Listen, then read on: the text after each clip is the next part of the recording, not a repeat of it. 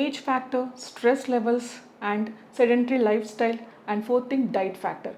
డైట్లో ఎంతసేపు junk food తినడము, టైంకి తినకపోవడము, ఈజీలీ మనకి దొరికే ఫుడ్స్ని లైక్ స్టోర్డ్ ఫుడ్స్ కానివ్వండి, బిస్కెట్స్, చాక్లెట్స్ ఇలా తినడం వల్ల ఆ డైట్ ఫ్యాక్టర్ కూడా మన ఫర్టిలిటీ రేట్ మీద చాలా రోల్ ప్లే చేస్తుంది. అండ్ మోర్ ఓవర్ ప్రెగ్నెన్సీ వద్దనుకొని చాలామంది చాలా రకాల tablets without doctor consultation use చేస్తున్నారు. దానివల్ల కూడా ఎగ్ కౌంట్ అనేది తగ్గిపోతూ ఉంటుంది.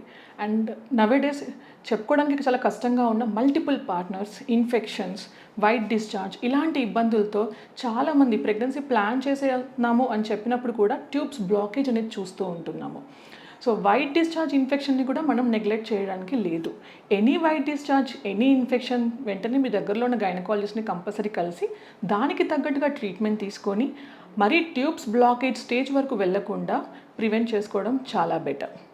సో వైట్ డిశ్చార్జ్ని అసలు నెగ్లెక్ట్ చేయకండి. అది నాట్ ఓన్లీ మన హెల్త్ పైన కాకుండా మన ఫర్టిలిటీ రేట్ పైన కూడా చాలా ఎఫెక్ట్ చూపిస్తూ ఉంటుంది. For more information do visit consult gynaecologist doctor Soujanya at Reach Hospital.